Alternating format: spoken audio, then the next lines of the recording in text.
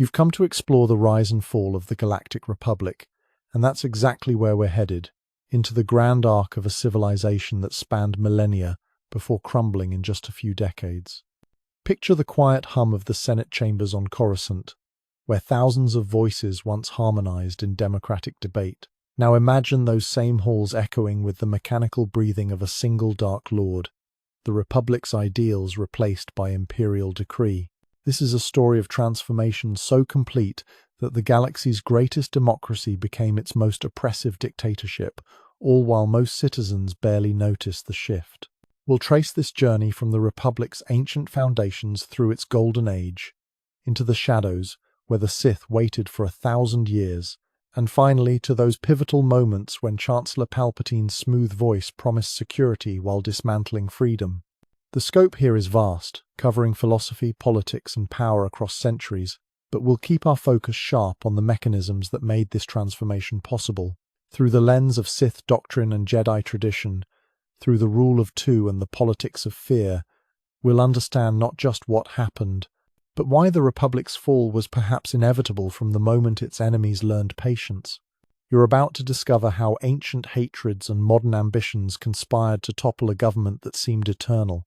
Here's our central question.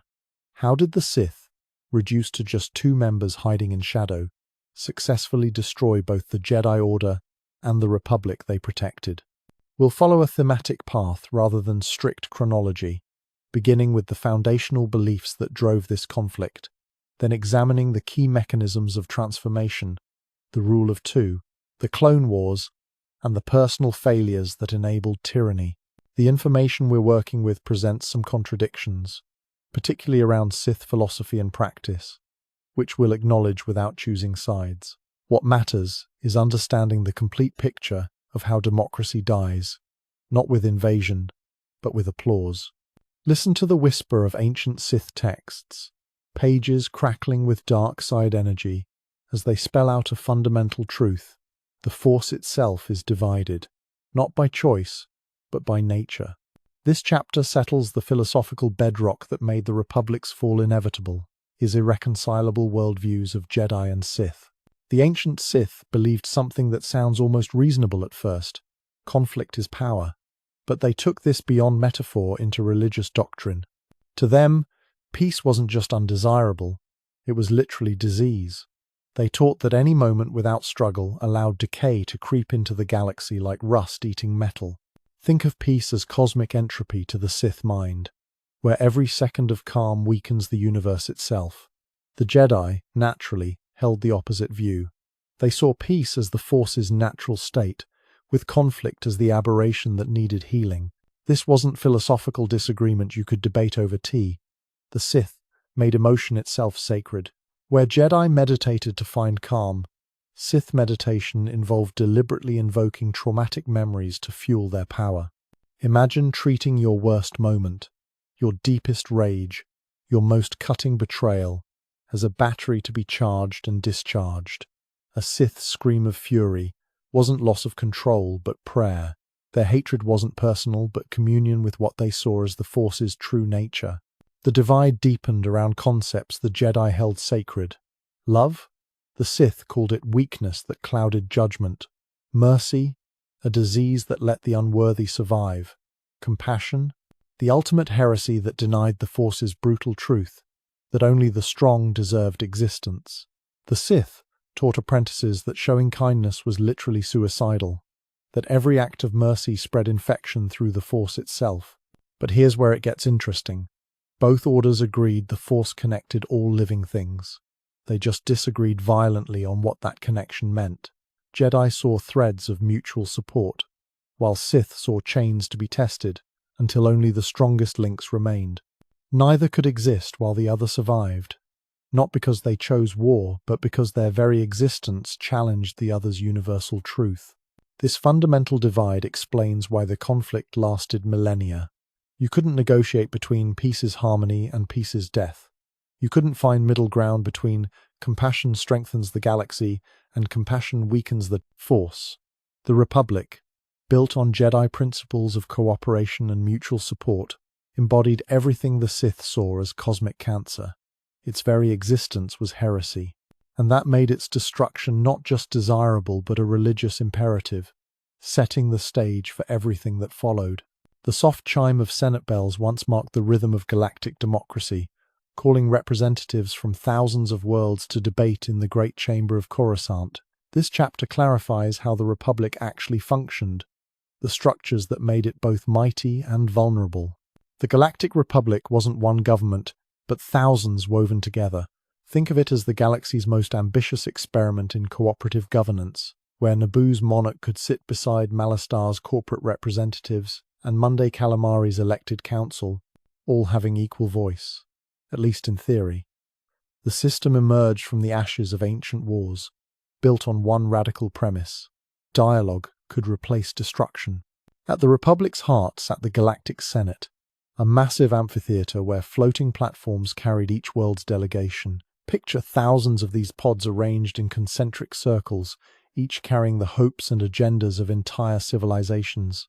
The Senate elected a supreme chancellor to guide debates and execute collective decisions, executive power carefully limited by procedure and tradition. Below this sprawled a bureaucracy vast as star systems, where millions of civil servants kept the impossible machine running.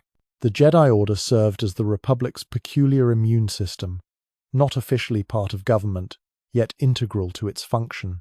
Think of them as warrior monks with diplomatic immunity, maintaining peace through lightsaber and negotiation in equal measure.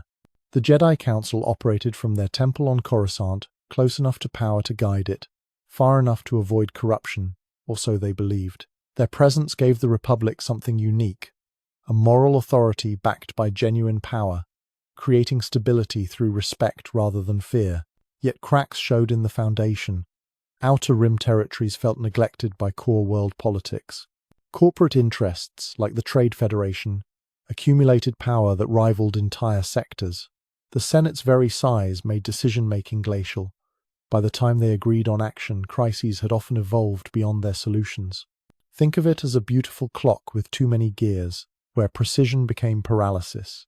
The Republic also faced a peculiar vulnerability. It assumed good faith. Its structures relied on the honor of participants, on the belief that rational beings would choose cooperation over conquest. This assumption would prove fatal when faced with an enemy patient enough to use the system against itself. Understanding this architecture matters because the Sith didn't destroy the Republic, they transformed it. Every democratic safeguard became a weapon when wielded with malicious intent. Every bureaucratic delay created opportunities for manufactured crises. The Republic's greatest strength, its inclusivity and deliberation, became the very tools of its undoing. The stage was set, the actors in place, waiting for someone to realize that democracy's greatest weakness was its trust in democracy itself. Deep beneath Korriban's red sands, ancient Sith tombs echo with whispers of lords who refused to stay dead. This chapter unpacks the Sith Order's structure and philosophy, age nigh, particularly how the rule of two revolutionized their approach to power. The ancient Sith Empire once rivaled the Republic in scope, with academies training thousands in dark side arts. Picture Korriban's Valley, where massive statues of dead lords gazed down on apprentices who fought literally for the right to learn. The Sith structured themselves as inverse Jedi, I-, where Jedi councils decided collectively, Sith lords ruled through strength alone. Think of it as institutional Darwinism, where yesterday's teacher became today's victim if they showed weakness. Sith society operated on one core principle: betrayal as tradition. This wasn't moral failure but religious observance. Every apprentice was expected, required, to eventually kill their master. The master knew this, planned for it, even took pride in raising their own destroyer. It created a teaching paradox. Train your student too well and die sooner. Train them poorly and dishonor the tradition. The psychological pressure was crushing. Imagine going to sleep each night, knowing your student was planning your death, yet needing to help them succeed. But this system contained its own destruction. When dozens of Sith Lords commanded armies, they inevitably turned on each other. The Jedi learned to simply wait while their enemies self-destructed. The Battle of Ruusan proved this definitively. Sith forces annihilated themselves through infighting while Jedi mopped up survivors. Think of it as evolution running too fast, where the species consumed itself before adapting. Enter Darth Bane in 1000 BBY with his radical solution, the rule of two. One master to embody power, one apprentice to crave it. No more. This wasn't just organizational downsizing, it was social engineering through murder. Bane transformed mutual destruction into controlled evolution. Each generation must be stronger because only the strongest apprentice could kill their master and claim the title. The rule created something new.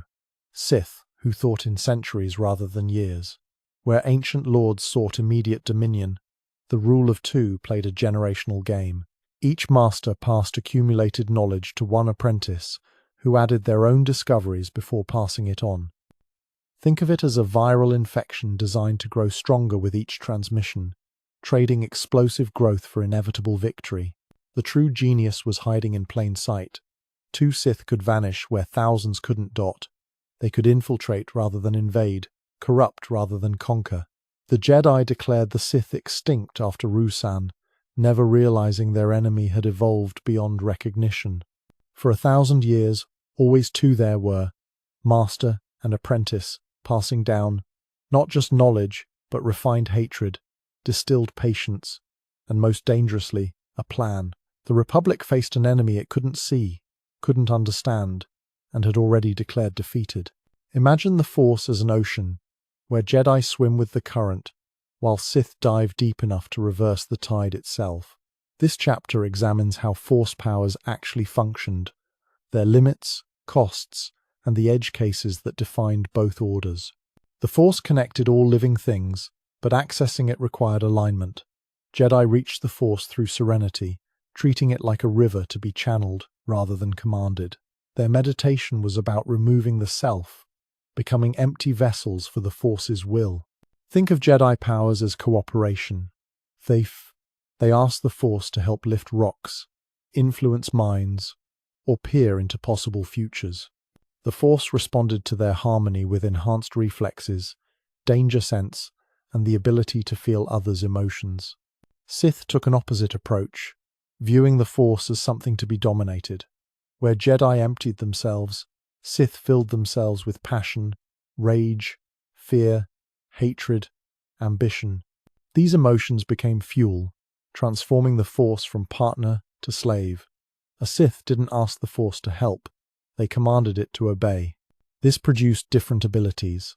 Force lightning that channeled pure hatred into electrical destruction, Force choke that crushed windpipes through projected will, and the ability to cloud others' perceptions with manufactured fear. But power came with costs both sides rarely discussed. Jedi serenity required constant maintenance, and one moment of anger could sever their connection, leaving them Force deaf until they reclaimed calm. Think of it as a radio that only received on one precise frequency, where any emotional static meant silence. The Sith faced inverse problems. Their emotions burned like fuel, requiring constant stoking. A Sith who found peace lost power, making contentment literally weakness. The dark side offered quicker access to raw power but demanded terrible prices. It aged users prematurely. Notice how Sith Lords often appeared ancient despite relative youth. The dark side consumed from within, trading life force for temporary might. More insidiously, it was addictive. Each use made the next easier, until Sith needed their daily dose of darkness just to feel normal. Think of it as the Force's own immune response, poisoning those who poisoned it. Perhaps most fascinating were the powers that emerged from extremity. Ancient Sith, like Naga Sadow, discovered ways to preserve consciousness after death, binding their spirits to tombs through sheer refusal to surrender. These weren't ghosts, but echoes of will so strong they denied mortality itself. Conversely, Jedi who achieved perfect harmony could become one with the Force while maintaining identity, disappearing physically while gaining cosmic awareness. Both orders also faced hard limits. The Force wasn't omnipotent, despite appearances. It could influence the weak-minded, but not control the strong-willed. It could sense general futures, but not specific details. Most importantly, it required living beings as conduits, Nold. which explains why the Death Star, for all its mechanical might, represented power the Force couldn't directly touch. Understanding these boundaries helps explain why neither Jedi nor Sith achieved permanent victory despite their abilities. In the shadows of forgotten temples, holocrons pulse with stored consciousness, while Sith amulets whisper promises of power to those foolish enough to listen. This chapter reveals how objects became vessels for Force abilities, and why some artifacts were too dangerous for either order to wield. Holocrons represented the pinnacle of Force-enabled technology. Think of them as living libraries, where the gatekeeper wasn't just an index, but a preserved personality. Jedi holocrons glowed with soft blue light, opening only to those pure in intention. Inside, students could converse with simulations of ancient masters, learning techniques through interactive demonstration. Sith holocrons, IEN, pyramidal, and crimson, demanded darker prices for entry. They tested users through pain or moral compromise, ensuring only the truly committed accessed their secrets. But holocrons were just the beginning. Sith especially delighted in binding Force energy to objects, amulets that enhanced strength by feeding on the wearer's life force, masks that granted visions of the future at the cost of sanity, swords that cut through any material but demanded blood to remain sharp. Think of these as crystallized dark side energy, each one a trap disguised as treasure. The ancient Sith Lord Exar Kun's gauntlets could increase Force powers tenfold, while slowly corrupting the wearer into his posthumous servant. Lightsabers deserve special mention as the most successful fusion of Force tradition and technology. The crystals at their heart weren't just power sources, but Force conduits. Jedi spent months meditating with their crystals, creating bonds that made each saber unique to its creator. Sith often took shortcuts, sealing crystals, or creating synthetic ones through dark side alchemy. This produced the distinctive red blades, as the crystals bled from forced corruption. A lightsaber was more than weapon. It was philosophy made tangible. The temples themselves became artifacts. Korriban's tombs didn't just house Sith remains. They were designed as dark side batteries, accumulating centuries of hatred and fear. A Jedi entering such places faced not just traps, but the concentrated malevolence of ages pressing against their mental defenses. Conversely, the Jedi Temple on Coruscant was built atop an ancient Sith shrine, the Jedi believing they could purify it through persistent light. This decision would have consequences no one foresaw. Some artifacts defied classification. The Mortis monolith could manipulate the Force itself, while certain Sith talismans could strip Force sensitivity from victims permanently. These objects terrified both orders because they suggested the Force had limits and vulnerabilities neither fully understood. Most were hidden or destroyed rather than studied. The irony is that reliance on artifacts revealed each order's weakness. Jedi artifacts required spiritual purity to function, becoming useless in moments of doubt. Sith artifacts worked too well, corrupting users beyond redemption. Both orders created tools that ultimately enforced their philosophies. Jedi artifacts abandoned those who strayed from the light, while Sith artifacts consumed those who embraced them. In seeking to preserve power in objects, both revealed that true power couldn't be contained, only channeled through living will. The Jedi Code's first line, "There is no emotion, there is peace," carved into temple walls across the galaxy, stood in direct opposition to the Sith maxim. Peace is a lie. There is only passion. This chapter explores how philosophy became law, shaping governance for both Republic and Empire. The Jedi Code wasn't just spiritual guidance, but practical law for Force users within Republic space. Think of it as constitutional framework that defined acceptable Force use. Jedi who violated the code faced council judgment, ranging from remedial meditation to exile. The code's 5 core tenets created a cascade of derived laws. No attachment meant no marriage. No ignorance meant mandatory education. No chaos meant structured hierarchy. These weren't suggestions, but requirements that shaped every aspect of a Jedi's life from youngling to master. The Republic's legal system intertwined with Jedi philosophy in complex ways. While Jedi had no official governmental role, their code influenced Republic law profoundly. The emphasis on peace shaped diplomatic protocols. The rejection of passion influenced marriage and property laws in core systems. Most significantly, the Jedi's role as peacekeepers gave them extrajudicial authority. They could arrest, judge, and execute justice in the Republic's name, guided only by their code's interpretation. Sith codes operated inversely, though finding consistent documentation proves challenging given their destruction. The code of the Sith, peace, is a lie. There is only passion, provided framework for might makes right governance. In ancient Sith societies, law was whatever the strongest declared. Legal disputes were settled through combat. Property rights extended only as far as one's ability to defend them. Think of it as codified anarchy, where the only constant was change through violence.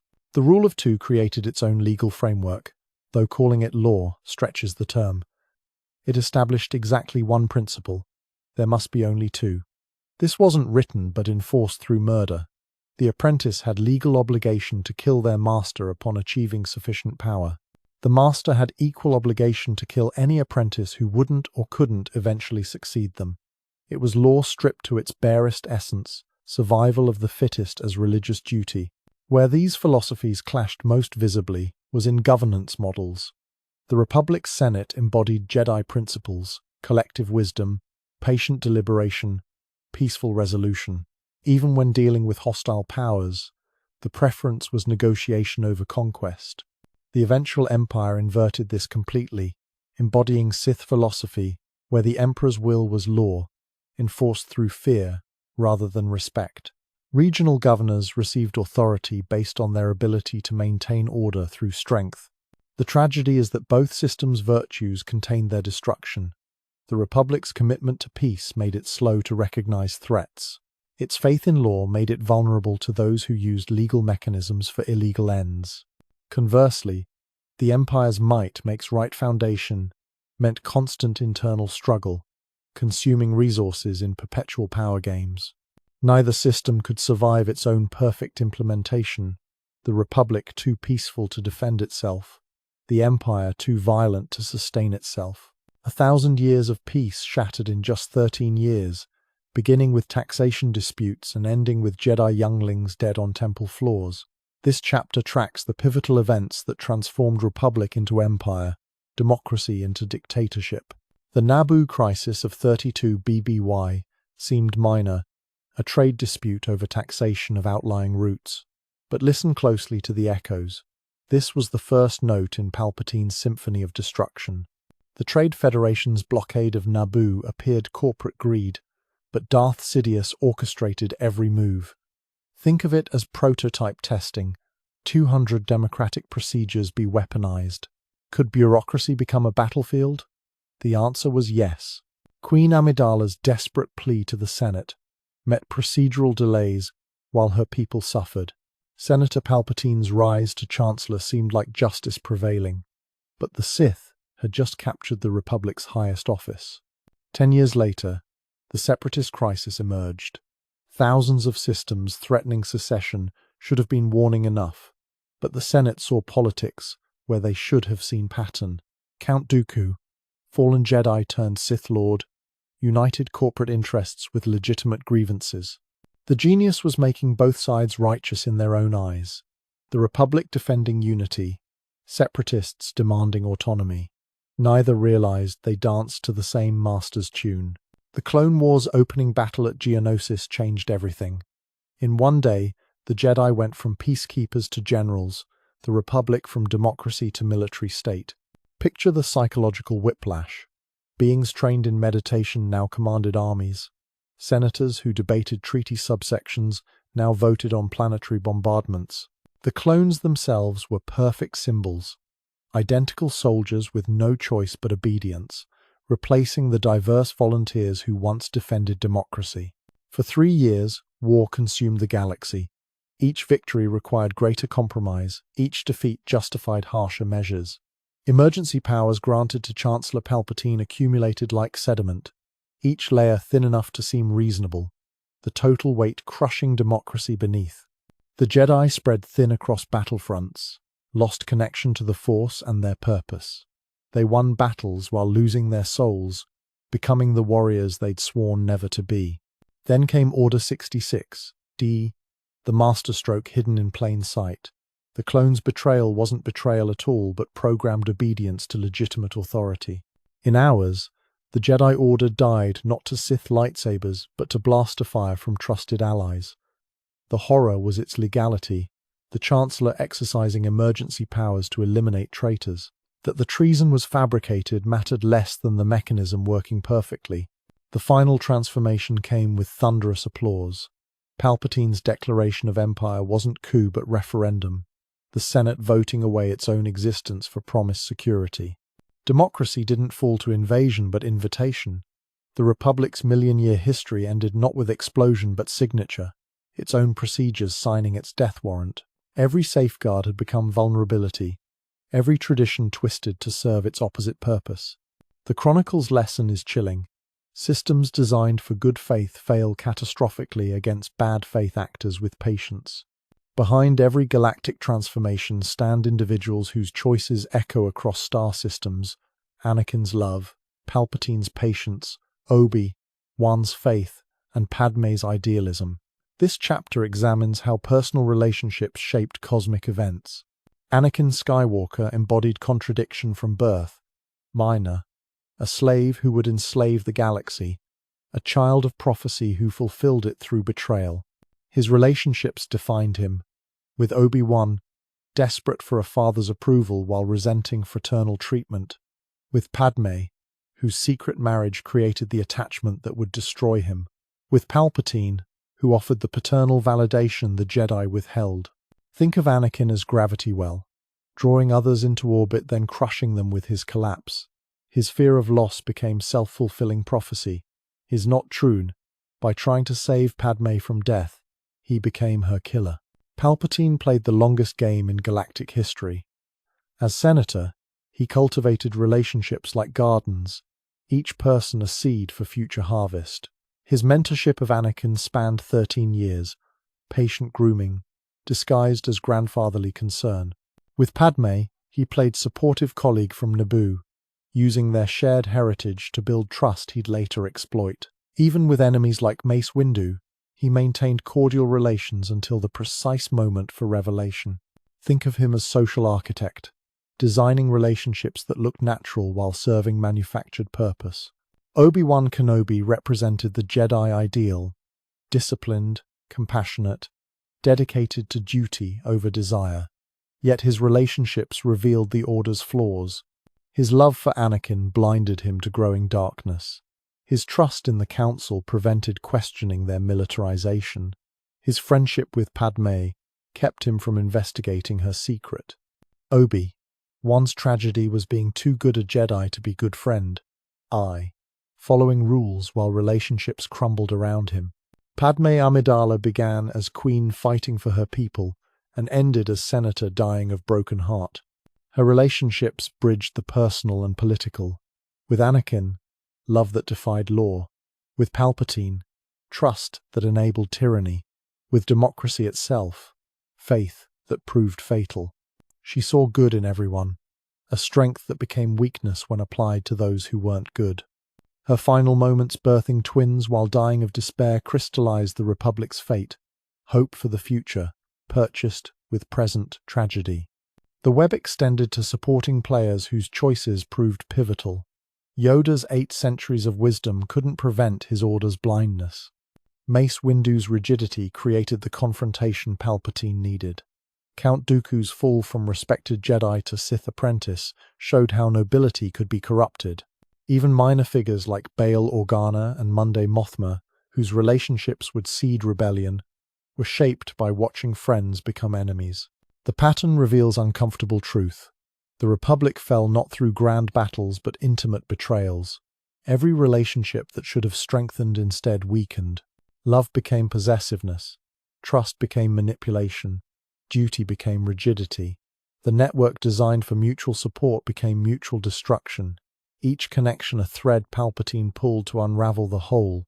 The hero's virtues, Anakin's passion, Obi-Wan's loyalty, Padme's faith, became the very tools of their undoing. Character is destiny, and their characters were written for tragedy. A chosen one shall come, born of no father, and through him will ultimate balance be restored to the Force. Ancient Jedi texts whispered this prophecy for millennia, but none debated what balance actually meant. This chapter explores the myths and contested prophecies that shaped galactic destiny. The Chosen One prophecy dominated Jedi thinking for generations, yet its origins remained murky. Some texts placed it thousands of years ago, others suggested more recent vintage. The prophecy's wording created endless debate. What was balance? Did it mean equal light and dark?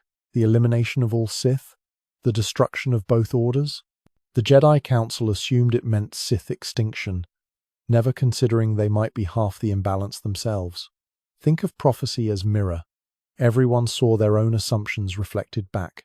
Anakin's discovery sparked fierce council debates. Qui-Gon Jinn's certainty met Mace Windu's skepticism, while Yoda sensed danger in prophecy-driven thinking. The boys' midichlorian count, over 20,000, seemed proof enough, but numbers don't determine destiny. The Council's decision to train Anakin despite reservations showed prophecy's power. Even those who doubted feared being wrong more than being right. They gambled the galaxy on interpretation of ancient poetry. But the Chosen One wasn't the only contested prophecy. Sith tradition spoke of the Sith Ari, a perfect being who would destroy the Sith to remake them stronger. Some argued Bane fulfilled this by creating the rule of two. Others pointed to Sidious, who achieved what millennia of Sith couldn't. Still others suggested the prophecies were the same, Chosen One and Sith Ari being different names for identical destiny. The possibility terrified both orders equally. Deeper myths influenced the conflict's shape. The Mortis gods, NEP, father, daughter, and son representing balance, light and dark, suggested the Force itself had consciousness and agenda. Their existence, witnessed by Anakin during the Clone Wars, raised disturbing questions. If godlike beings embodied Force aspects, what did their conflict mean for mortals? The son's corruption and the daughter's death seemed to prefigure Anakin's fall and Padme's demise, prophecy written in divine flesh. Modern scholars, AES, within our context, debate whether prophecies caused their own fulfillment. Would Anakin have fallen without the Chosen One's burden? Did Jedi assumptions about balance create the imbalance they feared? The prophecy's ultimate fulfillment, Anakin, destroying both Jedi and Sith orders, suggests brutal irony. Balance was achieved not through one side's victory but both sides' destruction. The Force cared nothing for institutions, only equilibrium. Even now, questions remain. Did ancient Jedi misrecord the prophecy? Were there other prophecies lost to time that might have clarified? The Jedi Archive's destruction means we'll never know what other prophetic texts existed. Some whisper of prophecies predicting the Empire's fall and balance's return through new generation, but without sources, these remain speculation. What's certain is that prophecy shaped action, and action shaped reality. Whether prophecies predicted future or created, it becomes academic, ainsi. The galaxy burned either way. The myths we believe become truths we live, and the Republic believed its myths unto death. Think of the Republic's transformation like water slowly heating. Citizens didn't notice until they were already boiling. This final chapter provides practical framework for understanding how democracy became dictatorship and why nobody stopped it. First, recognize the pattern of crisis exploitation. Every emergency, from Naboo to the Clone Wars, one pulled, expanded executive power temporarily. But temporary powers have permanent constituencies. Officials who gained authority during crisis fought to keep it after. Emergency became normal. Exception became rule. Think of it as governmental muscle memory. Once bureaucracy learns new power, it doesn't forget. The lesson? Watch for crisis that conveniently requires solutions that concentrate authority. Second, understand the psychology of incremental change. The Republic didn't become empire overnight, but through 1,000 tiny steps, each reasonable in isolation. Trade routes need protection. Create an army. Army needs leadership. Appoint generals. Generals need coordination. Centralize command. By the time citizens realized where the path led, they were too far along to turn back. It's the political equivalent of just one more credit chip, until you've gambled away your savings. Each decision seems minor until you see the total. Third, grasp how fear overrides wisdom. The separatist threat made security precious than freedom. Citizens who would never accept Emperor Palpatine gladly accepted Chancellor Palpatine's protections. Fear made the unthinkable thinkable, the unacceptable acceptable. Remember, democracy's immune system is skepticism. When fear suppresses questioning, tyranny spreads like virus through undefended hosts. The Republic's citizens chose safety over liberty, not realizing they'd get neither. Fourth, recognize ideology's blinding effect. The Jedi couldn't see Sith under their noses because Sith were extinct. The Senate couldn't imagine Palpatine's betrayal because he was one of them. Assumptions about how things must be prevented seeing how things were. Think of ideology as vision filter, useful for focusing but dangerous for blind spots. The Republic's faith in its own goodness made it vulnerable to those who didn't share that faith. Fifth, understand network effects in political transformation. Palpatine didn't corrupt million senators. He corrupted key nodes who influenced others. Like disease spreading through social connections, authoritarianism moved through relationships. A senator who trusted Palpatine vouched for him to colleagues. A system that promoted loyalty over competence selected for those who wouldn't question. By the time resistance emerged, the network was already infected. Finally, remember that systems are only as strong as their participants' commitment. The Republic's constitution meant nothing when senators voted it away. The Jedi Code meant nothing when fear overruled wisdom. Democracy isn't a machine that runs itself, but garden requiring constant tending. The moment citizens assume it's self-sustaining, decay begins. The mental model is this. Imagine government as immune system and tyranny as virus. Healthy democracy has diverse antibodies, free press, opposing parties, skeptical citizens. But virus that mimics healthy cells can slip past defenses. By the time symptoms appear, infection is systemic. The Republic died because its immune system couldn't recognize threat that looked like cure. Understanding this helps recognize similar patterns wherever democracy faces patient enemies who use its virtues against it. As the echoes of the Republic's final Senate session fade into memory, we're left with a complete picture of how the galaxy's greatest democracy transformed into its darkest tyranny. The journey we've taken, from ancient Sith philosophy through the rule of two, from Jedi codes to Palpatine's patient manipulation, IDAA, reveals that the Republic's fall wasn't sudden catastrophe but slow dissolution, like stars dying, not in explosion but in gradual dimming, until darkness is all that remains. Let's carry forward these essential insights. First, irreconcilable worldviews create conflicts that span millennia. When peace itself is heresy to your enemy, negotiation becomes impossible. Second, the rule of two transformed chaotic evil into focused patience, proving that sometimes less is devastatingly more. Third, democracy's greatest strength, its trust in process and faith in citizens, becomes fatal weakness against those who weaponize that trust. Fourth, personal relationships shape galactic events. Anakin's love for Padme arguably changed more history than any battle. And finally, the very prophecies meant to guide can become chains that bind, leading heroes to become the villains they were meant to destroy. Here's something to make you smile. The entire galactic government was ultimately undone by a trade dispute over taxation. Somewhere in the Force, perhaps there's a cosmic accountant laughing at how the most boring possible conflict sparked the most dramatic transformation in history. Even galaxy-spanning empires, it seems, can't escape death and taxes. Thank you for joining this exploration of how republics fall and empires rise. You've shown admirable patience in understanding complex philosophies and tangled political webs.